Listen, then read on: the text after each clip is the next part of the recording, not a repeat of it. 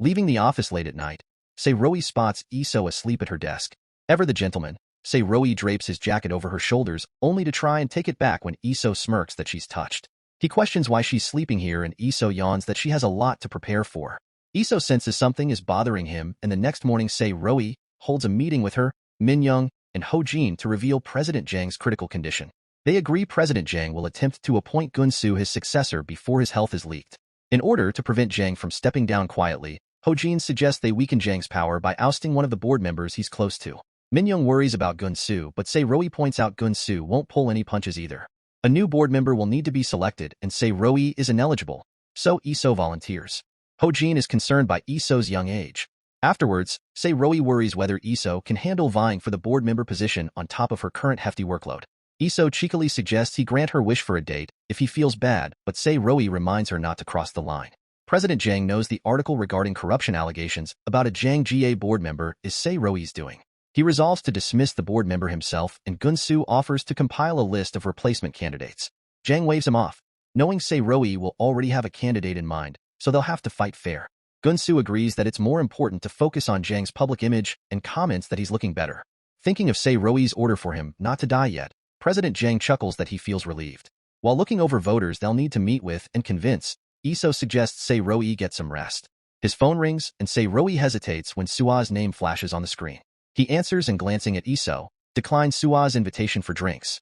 Iso correctly guesses Sua as the caller, and pouts that Sei-Roi is flirting while she's working.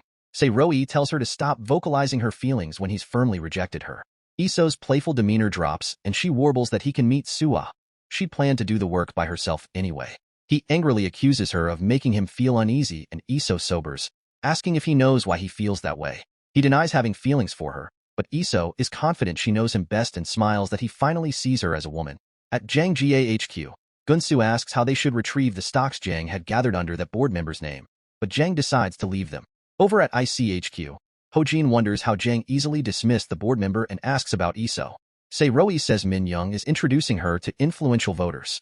Ho-jin still worries Iso's age will work against her, but Sei-Roi remains confident, because it's Iso. Meanwhile, Iso gives her all at both work and schmoozing the shareholders for the upcoming board meeting. When she checks on Tony at a store location, her nose starts bleeding and Tony urges her to rest. Iso waves him off, saying she has to meet more stockholders. Hyunhee pops into Sei-Roi's office to tell him today's meeting is cancelled due to someone's wife going into labor and suggests Sei-Roi take the opportunity to rest.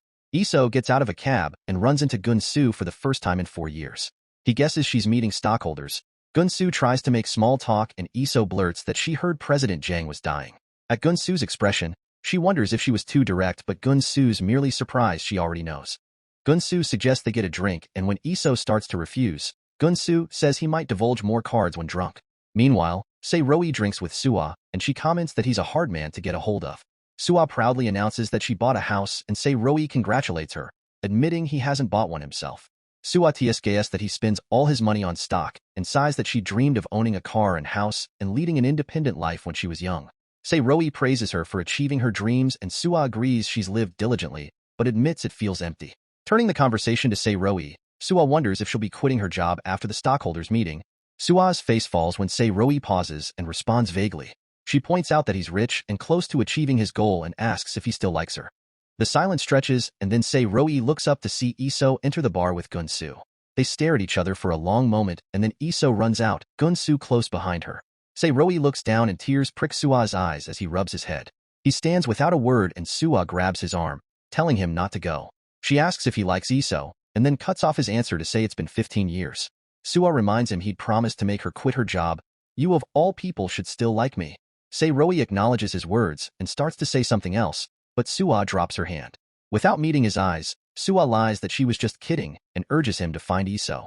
She tells him she'll call, and after an awkward moment, Sei-Roi runs out, while she cries alone. Outside, Iso is already gone. Instead, he finds Gun-soo, who angrily accuses Sei-Roi for using Iso's feelings. He says he understands Sei-Roi can't accept her feelings, but also can't push away such an important asset of IC. If IC disappears, Gun-soo wonders, will you let go of Iso? Sei-Roi doesn't answer and Gun-soo says he'll see him at the shareholders' meeting. Sua steps out shakily and runs into Gun-won. They go for drinks and Sua admits she hadn't realized he was out of prison. Gun-won jokes that he broke out because he missed her, but upon seeing Sua's alarmed expression, explains that he was released early for good behavior. She asks if he plans to return to Jang-ga, but Gun-won vaguely replies he'll do something else. Gun-won happily notes this is their first time drinking together and thanks her for granting his wish. Soo-ah grimaces and Gun-won clarifies that he's not hitting her. I know I'm a jerk, he says, but I don't want to ruin the life of the woman I like. Iso returns home to find Mom waiting for her. Iso sighs that she's been busy on business trips and sleeping at the office. Mom tsks that she thought things might have been going well with Se-roi and wonders if after all this time, something will ever happen between them. Mom assumes Iso's fallen asleep and leaves, while Iso cries quietly to herself. The next day, Se-roi finds Hyuni and Sungkwon hovering over Iso.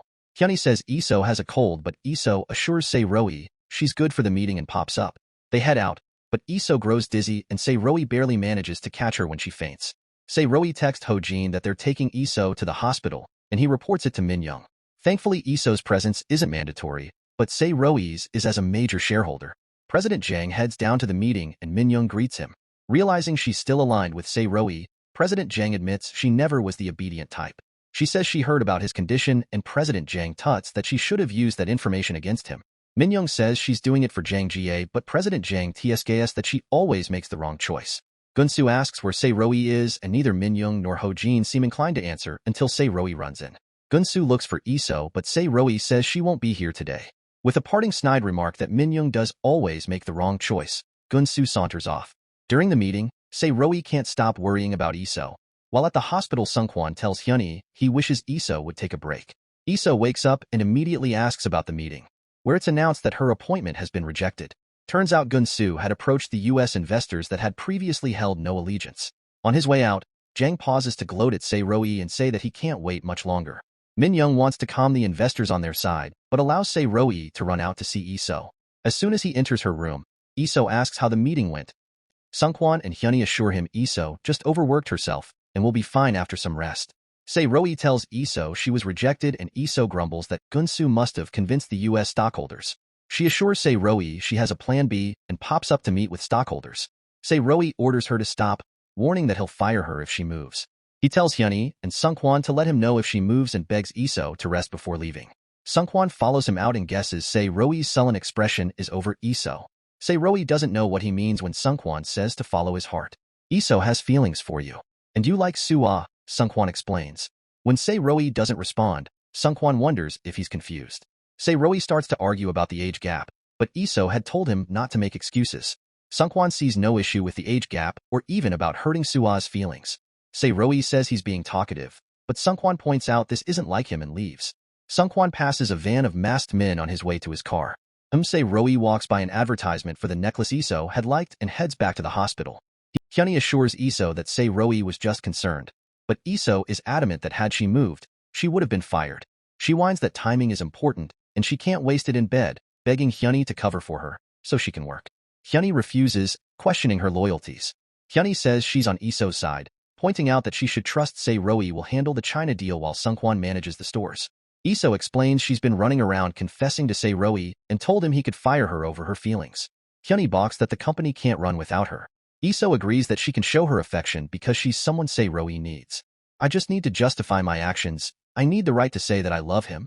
Se-roi pulls out a small Tiffany's bag and sighs, unable to approach the women after what he's heard. In his office, Gun-soo passes management of Jangmun Market Street to Soo-ah. She notes things are uneasy at the company and Gun-soo informs her President Jang is dying. Soo-ah goes straight to visit him, and Jang grumbles at Gun-soo for telling her. He says next to his assistant, Mr. Kim, Soo-ah has been with him the longest, but for a different motive. Jang admits he's always been aware of Soo-ah's feelings towards him, her resentment over Dad's death, and yet she feared Jang. He nods that it should be a good thing someone she hates is dying, and asks why she's crying. Soo-ah sobs that she doesn't know, and Jang admits he's been hard on her. You're a competent woman, but you didn't leave your boss whom you hate, Jang says. Do you know why? Soo-ah repeats that she doesn't know, and Jang explains that she's been tamed to his preferences. Jang tells her he's pressured everyone around him to tame them like that, saying it's easy to control them and he despises them. He questions whether that's the impression So wants to leave at the end of his life. She asks why he's telling her this, and Jang admits he's becoming strange at death's door.